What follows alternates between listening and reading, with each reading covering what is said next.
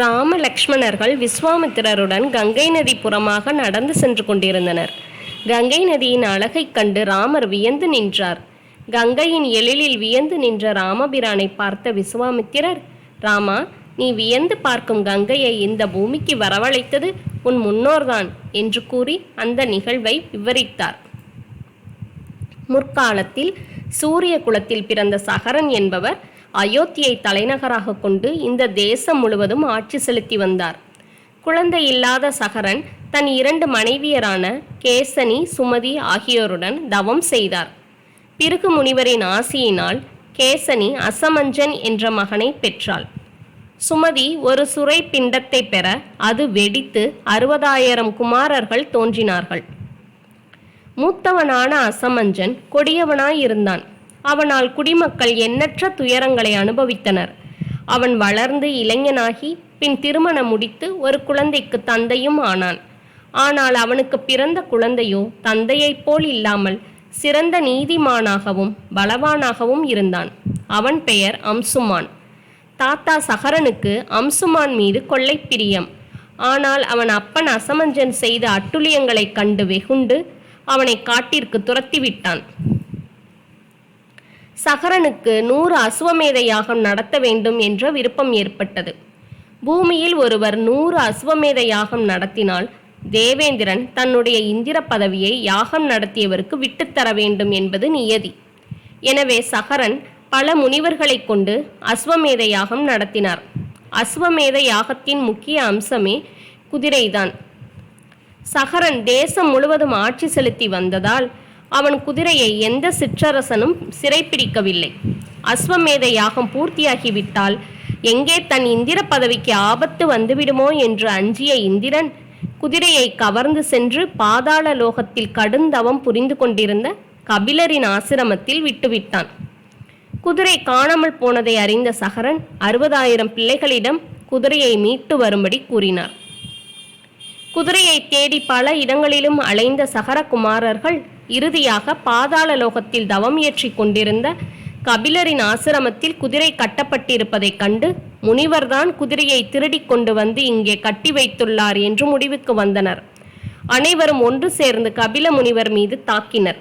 இதில் தவம் களைந்து கண்விழித்த கபில முனிவரின் கோபக்கனலில் 60,000 இளவரசர்களும் சாம்பலாயினர். விவரம் அறிந்த சகரன் தன் பேரன் அம்சுமானை அழைத்து கபில முனிவரிடம் மன்னிப்பு கேட்டுக்கொண்டு குதிரையை மீட்டு வரும்படி கூறினார். அதன்படி அம்சுமான் குதிரையை மீட்டு வந்ததும் அஸ்வமேத யாகம் வெற்றிகரமாக முடிந்தது. ஆனால் இறந்து போன 60,000 பேரின் பாவங்கள் ஆட்சி அதிகாரத்தில் இருந்தவர்களை அழுத்தியது. நாட்டில் பல்வேறு தீமைகள், பஞ்சம், பட்டினி, இயற்கை பேரிடர் போன்றவை ஏற்பட்டது. கொஞ்சம் கொஞ்சமாக அந்த நாடு தன்னுடைய அமைதி, வளம், மகிழ்ச்சியை இழந்தது. சிறப்பாக ஆட்சி செய்ய முடியவில்லை. இதற்கு காரணம் இறந்து போன 60,000 முன்னோருக்கு முக்தி கிடைக்காததே என தெரிய வந்தது. தன்னுடைய 60,000 பிள்ளைகளும் நரகத்தில் துன்பப்படுவதை அறிந்த சகரன் அவர்களை நரக துன்பத்தில் இருந்து விடுவிக்கும்படி அம்சுமானிடம் கேட்டுக்கொண்டார். அம்சுமான், அவர் மகன் திலீபன் ஆகியோர் எவ்வளவோ முயற்சி செய்தும் சகரகுமாரர்களை நரகத்தில் இருந்து மீட்க முடியவில்லை. ஆனால் திலீபனின் மகனான பகீரதன் எப்படியும் தன் முன்னோர்களை நரகத்தில் இருந்து மீட்க வேண்டும் என்ற லட்சியத்துடன் குலகுரு வசிஷ்டரிடம் சென்று ஆலோசனை கேட்டார். வசிஷ்ட முனிவரின் யோசனைப்படி பகீரதன் பிரம்மதேவரை குறித்து தவம் இயற்றினார். பகீரதனின் தவத்திற்கு இறங்கிய பிரம்மதேவர் பகீரதனுக்கு காட்சி கொடுத்ததுடன் பூமியில் உள்ள திலீபனின் முன்னோர்களின் எலும்புகளின் மீது ஆகாய கங்கை நீர் பட்டால் அவர்களுடைய ஆத்மா நற்கதி அடையும் என்று தெரிவித்தார். ஆனால் ஆகாய கங்கை பூமியில் நேரடியாக விழுந்தால் பூமியால் தாங்க முடியாது. அந்த வேகத்தை கட்டுப்படுத்தும் ஆற்றல் சிவபெருமானுக்கே உண்டு. எனவே நீ சிவபெருமானை குறித்து தவம் இயற்ற வேண்டும் என்று கூறினார். பகீரதனும் சிவபெருமானை குறித்து பல 100 ஆண்டுகள் ஒற்றை காலில் நின்று தவம் இயற்றினார். சிவபெருமானும் தன்னுடைய தலையில் கங்கையை தாங்கிக் கொண்டு பூமியில் வழிந்தோட அனுமதிப்பதாக உறுதியளித்தார்.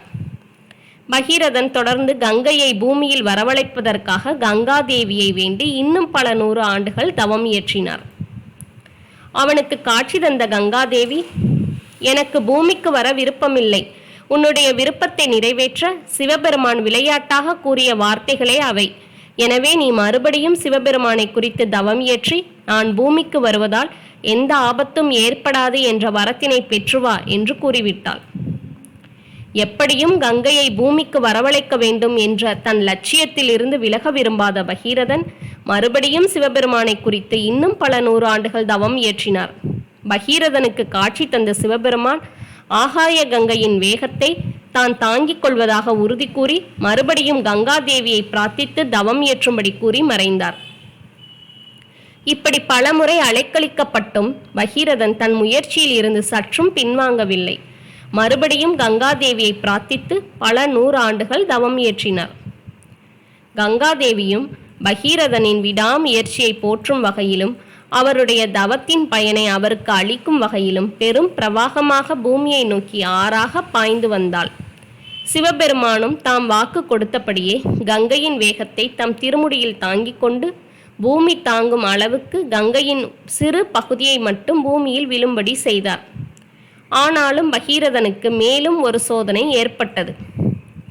பிரவாகமாக பெருகி வந்த கங்கை வழியில் ஜஹ்னு முனிவர் இயற்றிக் கொண்டிருந்த யாகத்தை அழித்துவிட்டது. கோபம் கொண்ட ஜஹ்னு முனிவர் கங்கையை அப்படியே பருகிவிட்டார்.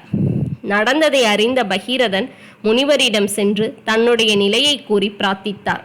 பகீரதனின் விடாமுயற்சி மற்றும் பல 100 ஆண்டுகள் இயற்றிய தவம் பற்றி தம் ஞான திருஷ்டியால் ஏற்கனவே அறிந்திருந்த ஜஹ்னு முனிவர் பகீரதனுடைய வேண்டுகோளை ஏற்று தாம் பருகிய கங்கையை தம் காதின் வழியாக வெளிவரச் செய்தார். மறுபடியும் கங்கையின் பிரவாகம் வெளிப்பட்டது. அதன் பிறகு கங்கையை கபில முனிவரிடம் அழைத்துச் சென்று ஆசி பெற்று தன்னுடைய மூதாதையர்கள் எலும்புக்கூடுகளாய் ஆன இடத்தில் கங்கையை பாயச் செய்தான். அவ்விடத்தில் பாய்ந்த கங்கையால் அனைவருக்கும் மோட்சம் கிடைத்தது. ஆகாய கங்கையால் பகீரதனின் முன்னோர்களுக்கு மட்டுமா மோட்சம் கிடைத்தது? நாம் அறிந்தும் அறியாமலும் செய்த பாவங்களை போக்கி நமக்கும் அல்லவா மோட்சத்தை கொடுக்கிறது. பகீரதன் மூலம் பூமிக்கு வந்ததால் பகீரதி என்ற பெயரும் ஜஹ்னு முனிவரின் காதின் வழியாக வெளிப்பட்டதால் ஜஹ்னவி என்றும் கங்கை பெயர் பெற்றாள்.